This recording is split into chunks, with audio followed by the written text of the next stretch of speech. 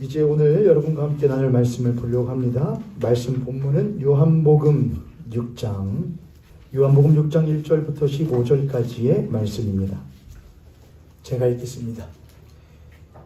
그 후에 예수께서 디베랴에 갈릴리 바다 건너편으로 가시매 큰 무리가 따르니 이는 병자들에게 행하시는 표적을 보았음이로라. 예수께서 산에 오르사 제자들과 함께 거기 앉으시니 마침 유대인의 명절인 유월절이 가까운지라.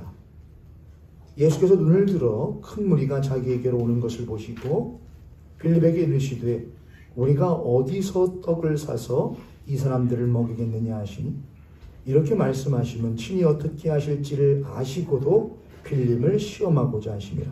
빌립이 대답하되 각 사람으로 조금씩 받게 할지라도 200데나리온의 떡이 부족하리이다.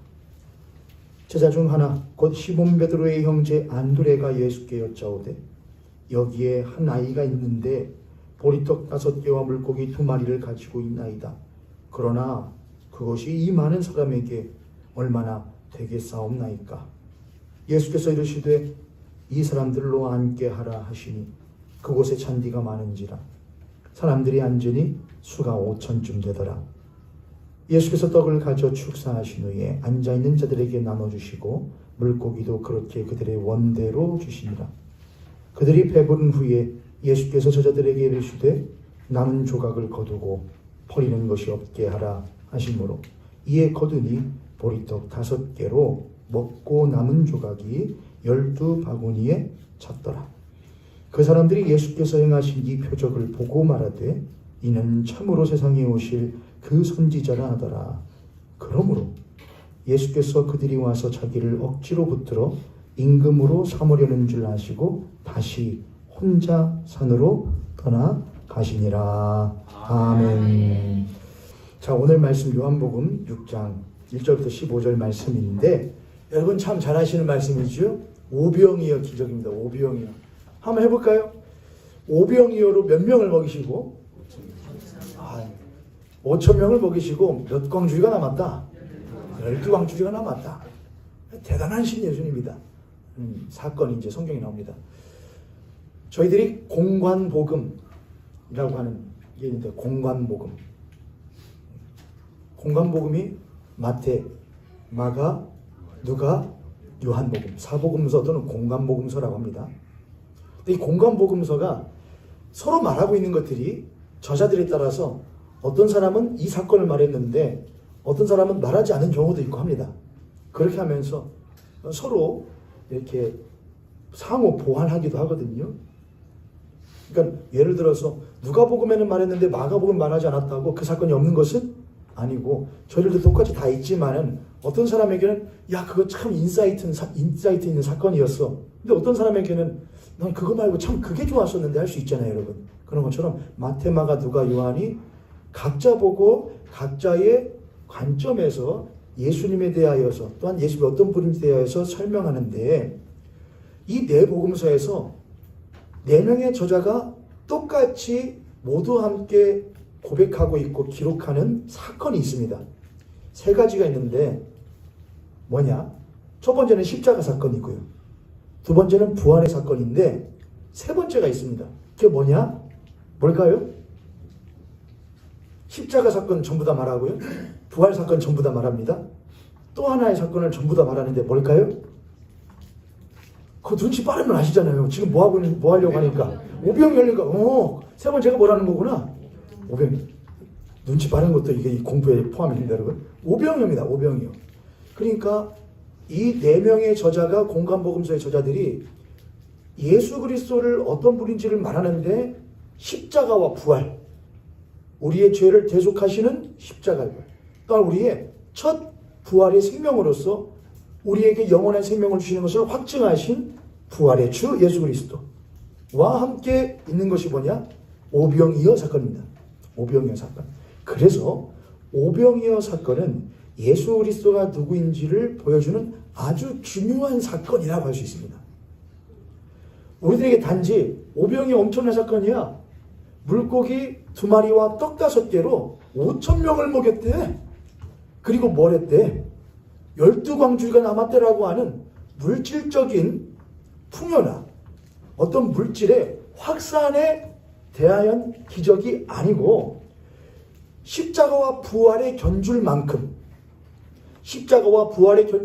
예수 그리스도가 누구인지를 분명하게 설명하고 있는 사건이 바로 뭐냐? 오병이어 사건이라는 것입니다. 이해되셨죠, 여러분? 요한복음뿐만 아니라 사복음서와 공관복음서가 공이 기록하고 있는 공통된 사건이 세 가지입니다. 첫 번째 십자가, 두 번째 부활, 그리고 세 번째가 오병이어입니다. 그래서 오병이어는 단지 예수님이 물질을 확산시킬 수 있고 확장시킬 수 있는 그런 분야의 차원에 그치는 사건이 절대로 아니고 십자가의 예수 그리스도, 부활의 예수 그리스도와 견줄 만큼 예수 그리스도가 우리에게 어떤 분이신지를 드러내는 아주 중요한 사건이라는 것입니다. 그래서 오병이어 사건을 이렇게만 이해하는 것은 잘못되고 위험합니다. 뭐냐? 우리가 어린아이가 자기의 도시락거리인 물고기 두 조각입니다. 두 마리가 아니고요. 두 조각입니다. 여러분, 이 아이는 못한 아이거든요. 그 지역에 있는 아이일 겁니다. 엄마 아빠랑 따라왔겠죠. 도시락 싸웠으니까 그 지역 사람이니까는 그렇게 큰 도시락을 싸울 수 있는 처지가 안 됩니다. 근데 물고기 두 마리면은 큰 겁니다, 여러분. 아무리 갈릴리 호숫가에서 물고기가 많이 나온다고 해도. 그래서 물고기 뭐냐? 두 조각. 그리고 떡이 아닙니다. 이스라엘은 떡이 아니고 빵입니다. 빵 5개인데 얼마나 한 거냐? 제 생각에는 이만한 주먹 같은 게 아니고 한 찰떡파이 정도 됐으려나요? 몽쉘통보다 좀 작았으냐? 그런 거 한 끼 요깃거리 할 수 있어요. 작은 아이가. 그런 보리빵 5개. 그거 가지고 예수님께 뭘 했더니 드렸더니 글쎄 예수님 그거 가지고 몇 명을 먹이시더라니까. 그러니까 여러분들께서도 예수님께 그렇게 하나님께 아끼지 않고 뭐 하면 드리면 하나님이 여러분의 그 작은 물고기 2조각과 빵 5조각을 가지고서도 여러분의 삶에 넘치고 차고 넘치도록 못 하십니다. 주실 줄 믿습니다. 저는 그것도 맞다고 생각을 해요. 우리가 그럼 하나님께 기도하지 누구한테 기도해요? 하나님이 그런 일도 하십니다. 때로 우리 하나님의 뜻 안에서 하나님 저에게 필요한 거 주셔요. 하나님 뜻 안에서 하나님 하실 수 있죠. 그러나 이 사건은 예수님이 어떤 일을 하실 수 있는가에 대한 이야기가 아니고 예수님이 누구시냐에 대한 이야기라는 겁니다. 예수님이 누구시냐 한번 살펴보겠습니다. 자, 6장 1절입니다. 지금 저희들이 주현절 5번째 주일이고 주현 4번째 말씀입니다. 첫 번째, 그래서 표적, 요한복음에 있는 표적들을 지금 살펴보고 있는데 첫 번째 표적은 뭐였고요? 갈릴리 가나에서 혼인잔치가 일어나는데 물을 무엇으로? 그것은 예수 그리스도의 무엇을 의미하는 것이었다? 보혈을 의미하는 것이었다. 죄사함의 보혈을. 왕의 신하의 아들을 고치는 사건. 세 번째는 38년 된 베데스다 연못가에 있었던 병자를 고치셨던 사건. 이제 4번째 사건이 됩니다. 6장 1절 한번 함께 읽겠습니다. 시작. 그 후에 예수께서 갈릴리 바다 건너편으로 가시니. 그 후에 예수께서 디베라의 갈릴리 바다 건너편으로 가시니. 디베라는 건 티베리우스를 말합니다. 황제의 칭호죠. 그는 갈릴리 호수 한쪽 편에 티베리우스라고 하는 디베라가 있는, 디베라 바다라고 하니까는 이 바다 갈릴리 호수라고도 하고, 그래서 이 갈릴리 호수의 명칭들이 몇 개가 있습니다. 디베라, 갈릴리 호수 여러 가지가 있는데 디베라 바다예요. 디베라 바다 건너편이다. 그러니까 이 바다를 어떤 식으로 표현하는 거냐? 황제에게 바쳤던 또는 황제가 누리던 그런 바다로 표현하고 있다는 것이 좀 의미심장한 것이죠. 그리고서는 그 바다, 디베라 바다 뭐로? 건너편으로 가는데 요한복음에 나타나지 않지만은 다른 복음서에서는 베세다라고 합니다. 베세다라고 하는 동네는 여전히 역시나 부유하지 못한 동네를 말합니다. 그러니까 예수님께서 디베라라는 바다 건너편으로 건너가서, 그러니까 디베라라고 표현할 때는 디베라 바다뿐만 아니라 디베라 반대편에 있었던 원래 있었던 그곳이 꽤나 못한 곳, 그래도 괜찮은 곳, 나름대로 있을 만한 곳, 풍요로운 곳, 쉴 수 있을 만한 곳, 풍족한 곳으로 표현되는데 그곳을 떠나서 바다 건너편 벳세다로 갔다는 겁니다. 이건 반대인 것이죠. 쉬지 못할 만한 곳, 그렇죠?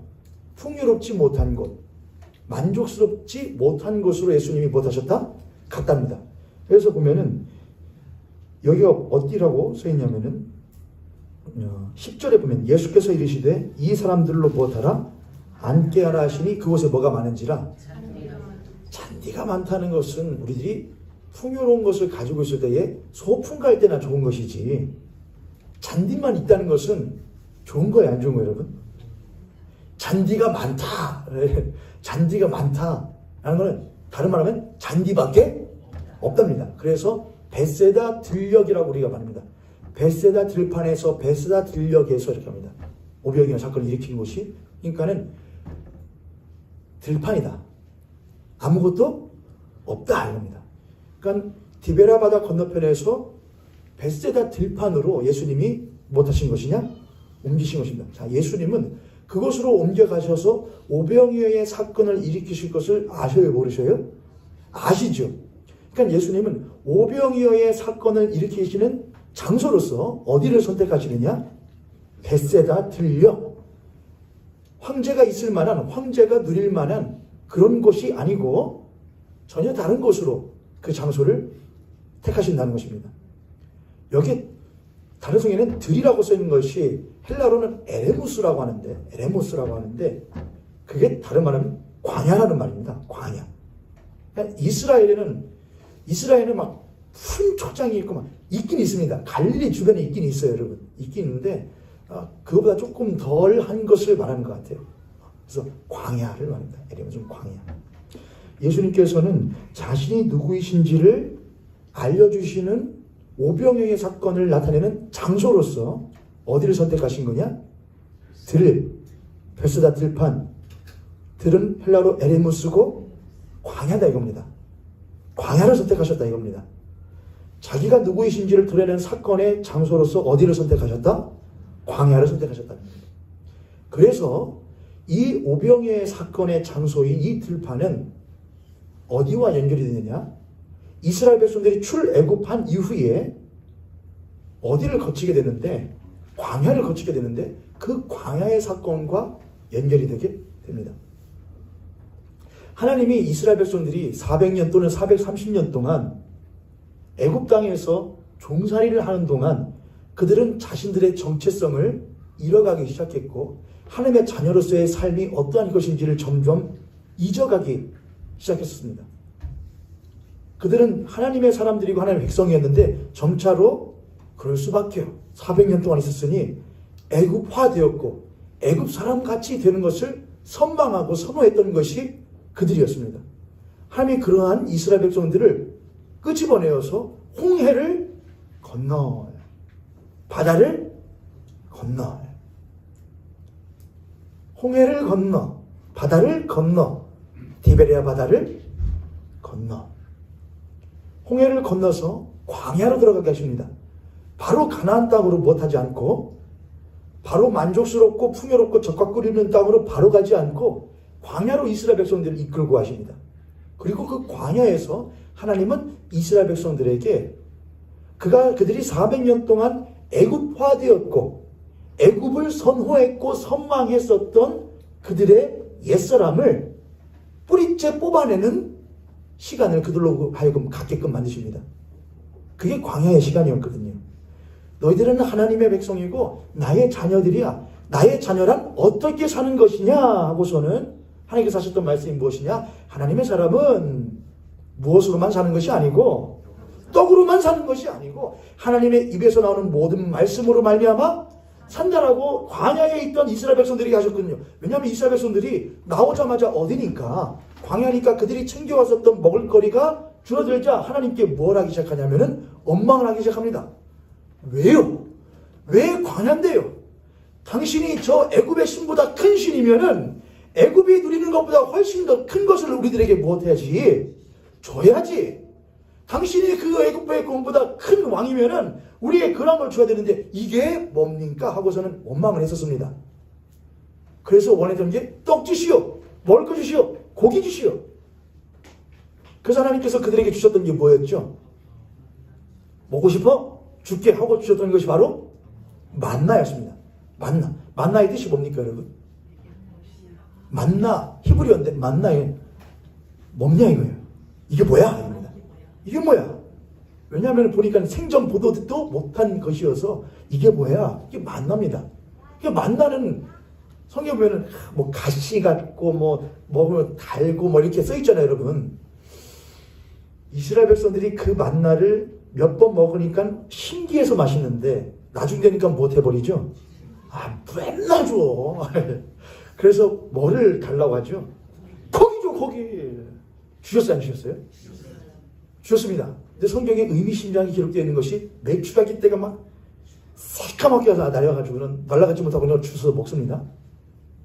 성경에 보니까 뭐 할 만큼 너희들 이빨 사이에 고기가 뼈지 만큼 입에 냄새가 날 만큼 그대로 하여금 주십니다. 그러니까 이런 표현을 뭐냐?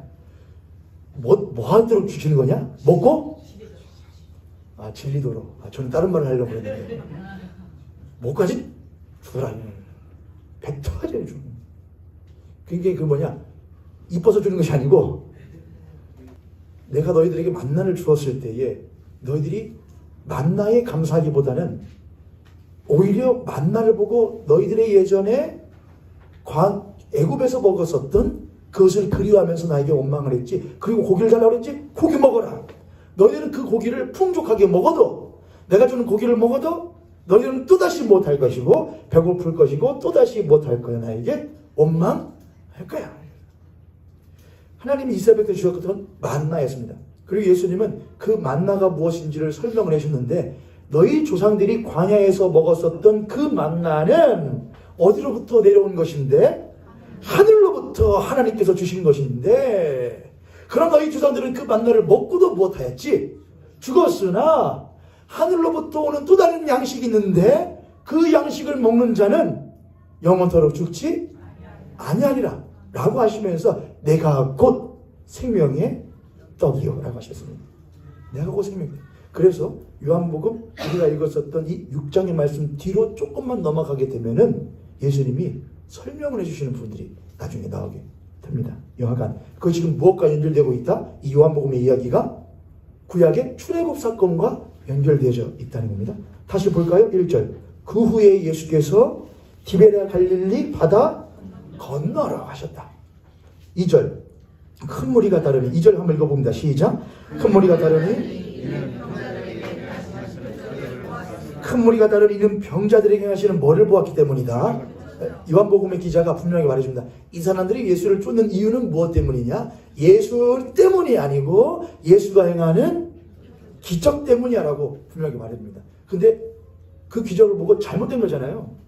예수를 쫓아야 되는데 예수가 일으키는 기적을 보고 쫓는 걸 잘못 쫓는다고 말하는 것인데, 그러면 잘못된 거니까 조금만 따라가야 되는데 뭐라고 그래요, 여러분? 큰 무리라고 합니다. 큰 무리. 그래서 여러분, 큰 무리가 가는 것을 보고서는 무엇하지 마세요, 여러분? 동의하지 마세요. 저는 우리 모현교회가 큰 무리가 되기를 원합니다. 아니, 맞잖아요, 여러분. 큰 무리가 잘못된 게 아니고 옳은 것을 따르는 큰 무리는 괜찮은 거잖아요, 여러분. 그렇죠, 여러분. 여러분들이 너무나 저화되셨어요. 하도 모형교만 계시니까 큰 건 안 좋은 것이요, 부유한 것은 안 좋은 것이요. 그렇지 않아요, 여러분. 왜요?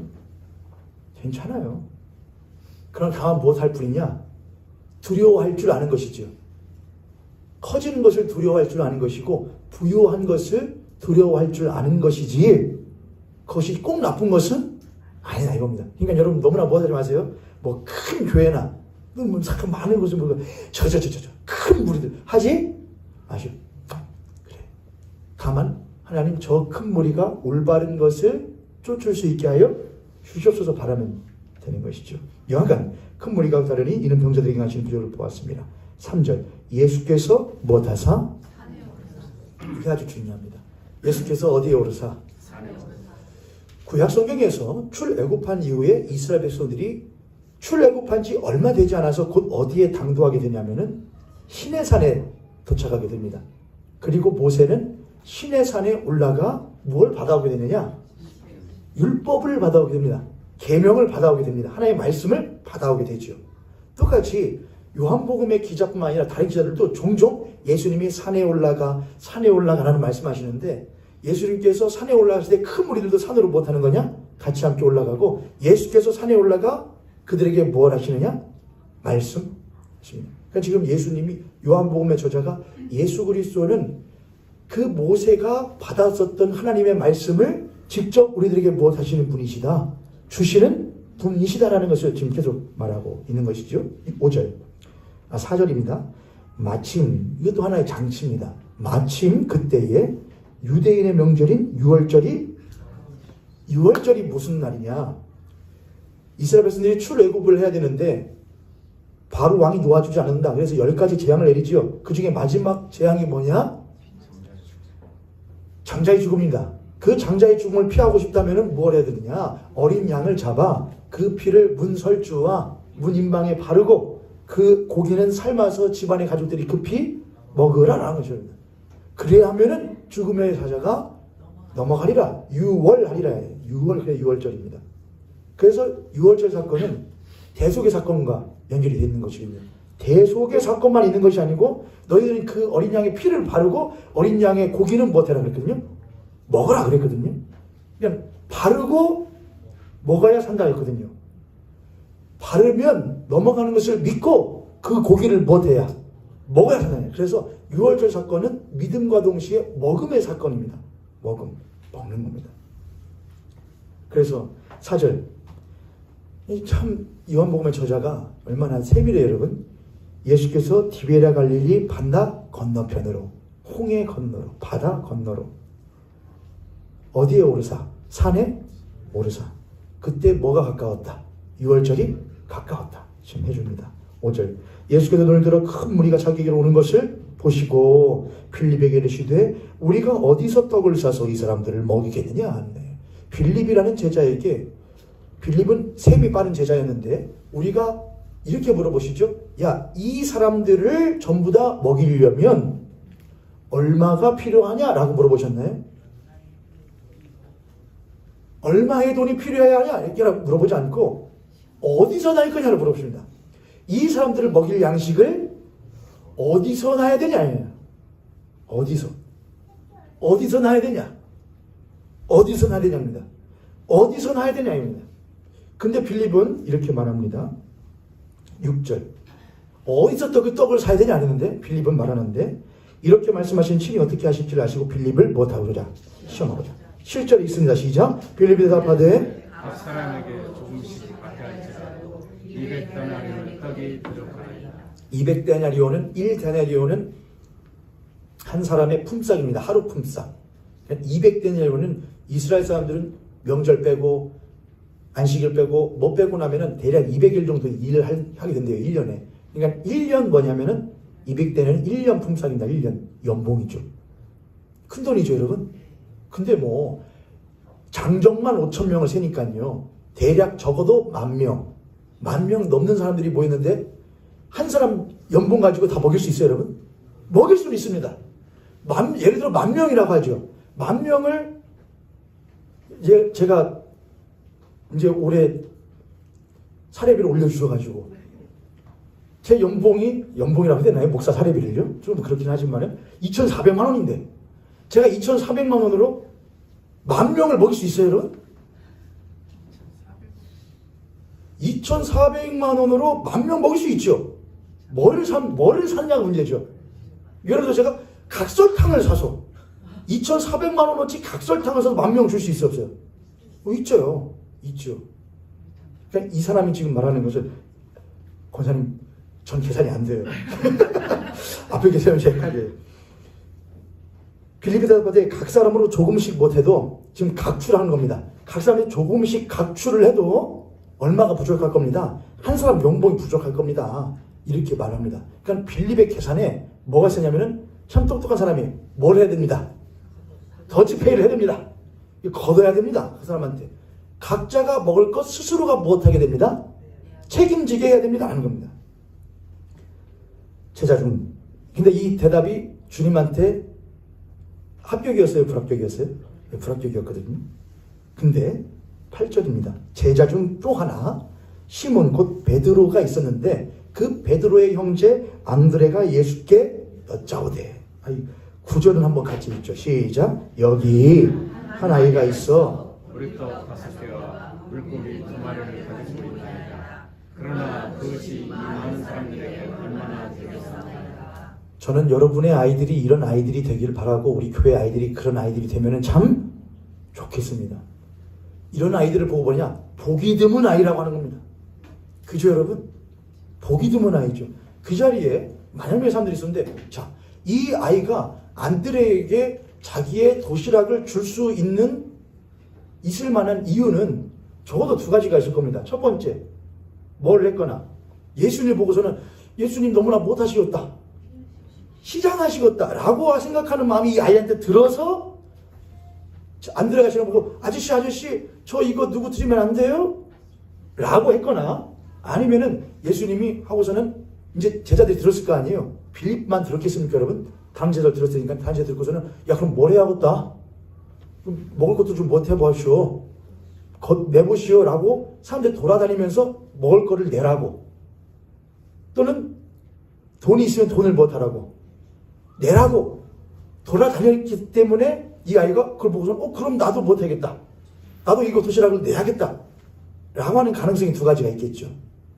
그런데 안타깝게 이 2가지의 가능성을 전부 다 해도 참 안타깝죠.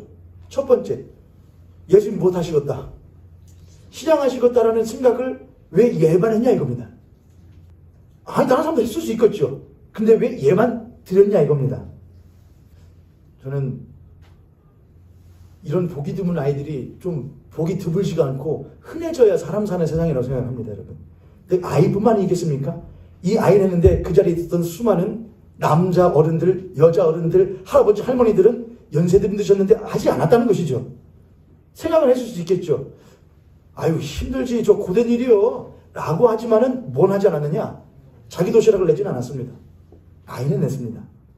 더 나가 볼까요? 2번째 가능성이 제자들이 좀 내시오 라고 했다는 거죠. 그럴 가능성이 있다. 그런데 이 아이만 못했다는 거냐? 이 아이가 그럼 다른 사람들은 못하지 않았다는 거죠. 이거 나 이따가 먹어야 해요 했다는 것이죠. 그러니까는 첫 번째 가능성을 하면은 누구한테 드리는 것이고, 첫 번째 가능성은 예수님께 드리는 것이죠. 2번째 가능성은 걷어서 못하는 거니까. 나는 보니까 누구에게 누구를 위한 것이냐? 함께 있는 모두를 위한 겁니다. 그러니까는 이 아이만 주님을 생각할 가능성과 모두를 생각할 가능성이 이 아이에게만 있었다는 것이죠. 제가 제 교회 뒤편에다가 프린트물을 20장 정도를 뽑아서 놨습니다. 여러분 주보에 보시면은 주보 맨 뒷면에 저희들이 이삭헌금이 있는데 이삭헌금 어디다가 썼는지를 몇 년 전부터 했나요? 이삭헌금 저희들이 한 지가요. 꽤 오래된 것 같은데 여기 왜냐면 저기 위안부 할머니 추모가 막 하니까는 한 6년 전인 것 같습니다. 된 것 같은데 여기 보면은 박중근 목사님이라는 분 있습니다. 박중근 목사님. 이 박중근 목사님이 이제 아시는 분들은 아시겠지만은 혈액암으로 투병하시다가 소천하셨는데 젊은 나이에 30대에 소천하셨는데 이분이 세 아이를 남겨놓고 소천하셨거든요. 근데 첫 번째 아이는 다운 증후군이고 중학교에 됐습니다. 여자아이인데 둘째 아이는 여자아이인데 얘는 단백질 분해를 못하는 병을 앓고 있습니다. 우유 못 먹어요. 고기를 먹어요. 단백질 분해 못합니다. 셋째는 남자아이인데 얘는 그래도 괜찮습니다. 근데 이 엄마가 사모님이 저랑 동갑이거든요. 혼자 키우시는 거예요. 저희 아내가 그래서 시시때때로 아이들 생일 때 선물 이렇게 보내주고 이렇게 하거든요. 근데 그 사모님이 이제 저희 사모한테 자신의 신앙을 이제 고백하면서 그 다비다회, 그러니까 그 배우자를 잃은 사모님들 그거죠. 배우자를 잃은 사모님들의 모임이 있는데 그 만드는 간행지가 있나 봐요. 거기에 자신이 올린 간증, 삶에 대한 기도를 이제 적어놓은 것을 제가 그거 줘보라고 저희 아내가 받았길래 보여주더라고요. 저도 쑥 읽어보고서는 이거 줘봐. 내가 프린트 해야겠어요. 그래서 제 뒤에다 놨습니다. 목사님, 각기 도생의 삶이에요. 내 코가 석자인 거예요. 남 돌아볼 겨를이 없는 삶이에요. 그리스도인들은 그렇게 말하지 않습니다. 그리고 한다고 해도 내가 이거 조그만 것이 뭐 얼마나 많이 도움이 되겠어요. 여러분, 그리스도인은 그렇게 생각하지 않습니다. 우리는 이것이 얼마만큼의 효과를 일으킬 것인가에 대한 계산을 하는 것은 우리들의 영역이 아닙니다. 우리는 해야 할 일을 하면 되는 겁니다.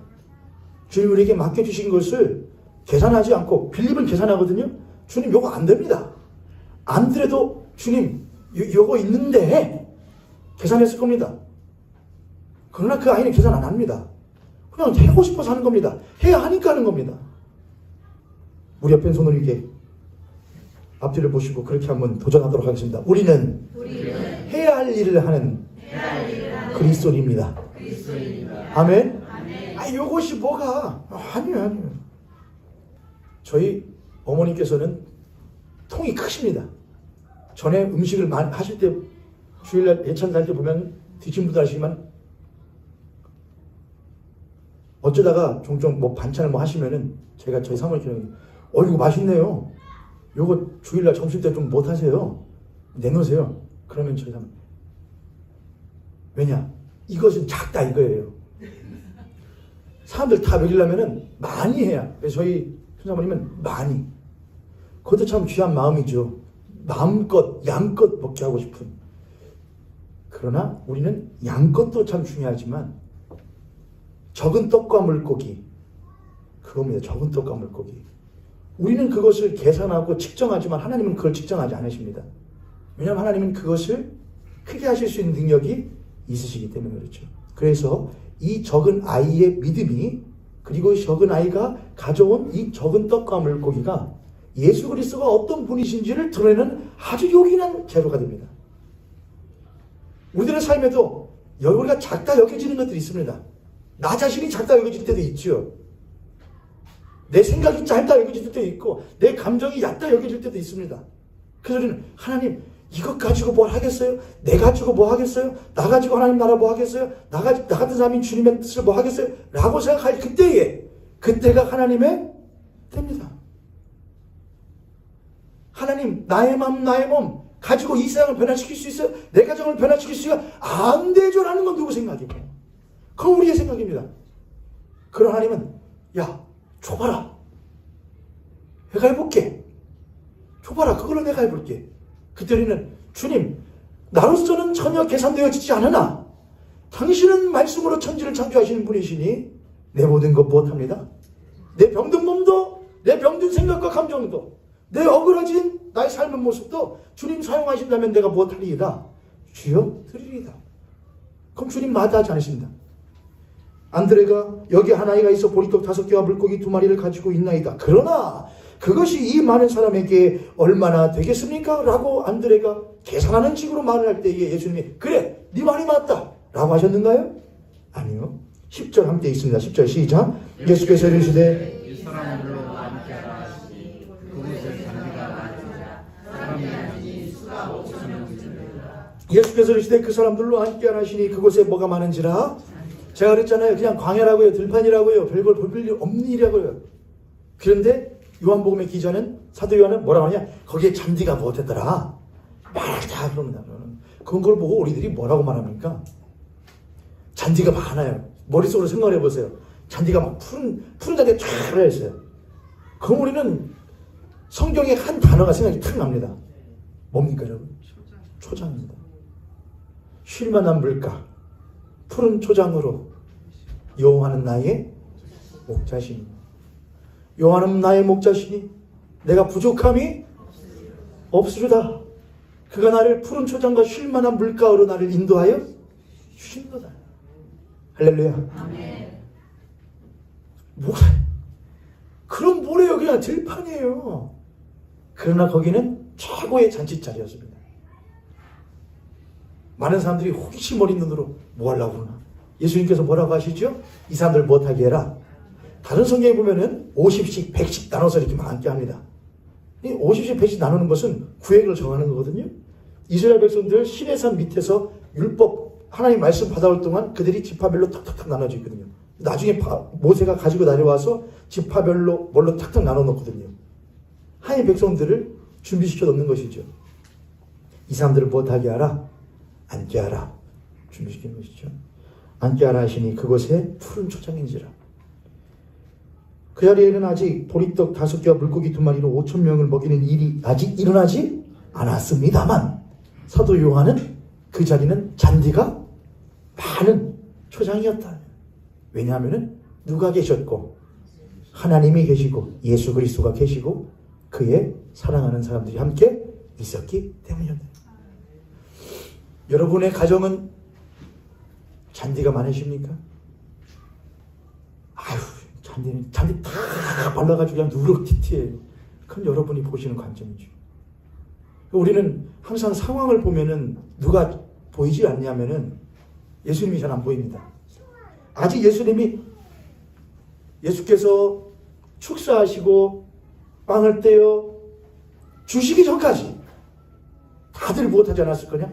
뭐 한다는 거요? 어떻게 한다는 거요? 이들에서 뭘 어떻게 한다는 거야? 돈 안 모으고 뭐 하는 거야? 나는 수많은 생활들을 상황을 보면서 하고 있지. 지금 들리라니까요. 광야라니까요. 주님 뭐 하시냐니까요. 우리들은 늘 예수님을 잘 바라보지 못합니다. 잔디가 많은지라 사람들이 앉으니 수가 5,000쯤 되더라. 절대로 불가능한 상황을 사도 요한이 말해줍니다. 그런데 11절 예수께서 떡을 가져 축사하신 후에 앉아있는 자들에게 나눠 주시고 물고기도 그렇게 그들의 원대로 주시니라. 다른 성경 복음서에 보면은 제자들에게 나눠주시고 제자들이 그걸 못하느냐? 나눠주는 장면도 있는데 요한은 그렇게 안 하고 뭐하냐? 예수께서 그걸 못하시고 그 작은 아이의 물고기 2마리와 물고기 2조각과 떡 5조각을 5개를 하나님께 축사가 뭡니까 여러분? 감사하는 겁니다. 하나님 이것에 못하여 주시옵소서 축복하여 주시옵소서. 그리고 그것을 직접 못하느냐? 그리고 이것은 어디에서 다시 한번 재현되게 되느냐면은 예수께서 십자가에 죽으시기 전날 밤 제자들과 함께 제자들의 발을 씻으시고 그들과 함께 상을 대하실 때에 빵을 가지고 못하시어 빵을 떼어 그들에게 주면 받아 먹으라. 이것은 내 살이니라. 우리들은 그리스도인인데 또한 생활을 하는 사람들이기도 하고 우리들은 영원한 생명을 얻은 사람인데 우린 또한 배의 주림과 목마름도 가지고 살아가는 사람들이기도 합니다. 그래서 우리는 예수님을 쫓아다니는 삶 가운데에서 우리의 목마름과 우리들의 궁핍함 그리고 우리들의 결핍이 채워지지 않을 때에 우리는 때때로 아니 수도 없이 하나님께 원망하며 우리의 삶에 당신이 역사하시지 않는 것에 대하여 의심하며 살아갈 때가 많이 있습니다. 그런 의심과 원망의 시간이 오래 지나다 보면은 그것조차도 하기가 귀찮아져서 이제는 그냥 그러한가 보다 하면서 예수 그리스도는 살아계신 분이 아니라 그냥 하나의 나의 마음의 위안처럼만 삼고 차라리 예수를 쫓을 시간에 우리의 삶에 더욱더 열심히 먹을 것과 마실 것과 입을 것과 누릴 것을 더욱더 챙기기 위하여 열심으로 살아가는 삶에 전념하는 것이 마치 성실하게 살아가는 그리스도인의 삶인 것처럼 포장하는 경우가 왕왕 있습니다. 그리스도인들은 성실해야 되고 정직해야 되고 열심으로 누구보다 살아야 되는 그리스도인이지만은 그리스도인이 그렇게 살아가는 것은 결단코 예수 그리스도가 우리에게 영원한 생명의 양식 되신다는 것을 배제하는 것은 절대로 아닙니다. 우리는 육신의 것을 누림과 동시에 영원한 하늘의 것을 누리지 못하면 나는 절대로 하나님의 사람으로서 살아갈 수 없다는 것을 절감하는 사람이 그리스도인입니다. 그래서 예수님께서 40일 동안 금식하신 후에 마귀에게 시험 받으실 때에 첫 번째 시험이 바로 무엇이느냐? 너 안 먹고 살 수 있어? 너 그냥 죽어. 먹고 살아. 바보야. 멍청아. 네가 하나님의 아들이었지. 너 육신 가지고 있잖아. 네가 하나님의 사람은 하나님의 사람이지. 너 먹고 살아야 되잖아. 그러니까 돌로 뭘 만들란 말이야? 떡을 만들란 말이야. 멍청한 소리 하지 말고 어리석은 소리 하지 말고 믿음이라는 소리 하지 말고 그냥 돌을 떡으로 만들면 문제 다 해결되는 건 아니야. 나는 사단의 시험을 받으셨을 때에 예수님께서는 돌을 떡으로 만드실 능력이 충분히 있었음을 불구하고 돌로 떡 만들면 그건 뭔 떡이요? 그거 돌떡이요. 그렇죠 여러분? 그거 돌떡이죠. 차가운 돌멩이로 딱딱한 돌로 만든 돌떡이죠. 그거 좋다고 먹으면은 어떤 신학자가 그랬대요. 저도 막 찾아보면서 어떤 신학자가 현대인들은 먹어서는 안 되는 돌을 떡으로 만든대요. 먹어서는 안 되는 돌을 떡으로 만들어서 그들의 마음도 돌처럼 굳어져 버린대요. 현대인들은요. 현대인만 그렇겠습니까? 사람들은 마치 하지 말아야 될 일, 해서는 안 되는 일, 내가 그것을 하면 반드시 하나님을 잃어버리게 될 가능성이 큰 일을 먹고 살아야 된다는, 나도 인간이라는 그 이유 하나로 떡으로 만듭니다. 그리고 먹고 우리의 마음이 굳어져 버립니다. 그럼 우리는 생활인은 될 수 있습니다. 그러나 그리스도인으로 살 수는 없습니다. 우리 이 세상의 생활인으로서 어느 정도는 꽤나 누리면서 살 수 있을지 모릅니다. 그러나 하나님의 자녀답게는 살 수가 없습니다. 예수께서 떡을 가져 축사하신 후에 앉아있는 자들에게 나눠주시고 물고기도 그들의 원대로 주시니라. 그들의 원대로 주시니라. 다시 한번 저를 따라 해보실래요? 그들의 원대로 주시니라. 원대로 주시니라. 구약에서 이스라엘들이 출애굽한 이후에 배고파야 했더니 만나를 원대로, 고기도 주세요. 고기를 원대로 주셨죠. 그들이 배부른 후에 예수께서 제자들에게 이르시되 남은 조각을 거두고 버리는 것 없게 하라. 이것은 나중에 21절 가면은 이것이 곧 뭐라는 것을 생명의 떡이신 예수 그리스도의 몸이라는 것을 설명을 해주시거든요. 예수님이 직접. 왜냐하면 사람들이 뭘 하지 못하니까, 알지도 못하니까 설명을 해주셔요. 이게 원대로인데 그들은 원대로 먹고 못해요? 보세요. 12절에 그들이 배부른 후에 예수께서 제자들에게 이르시되 남은 조각을 거두고 못하는 것 없게, 버리는 것 없게라는 말을 주시키신다는 것은 뭐 하는 사람이 있다는 것이죠. 원대로 먹고 못하는 사람, 그런 사람이 있었다는 거예요. 이 시대는 예배의 풍요의 시간이거든요. 예배가 풍요로워요. 그렇죠? 말씀도 많고요.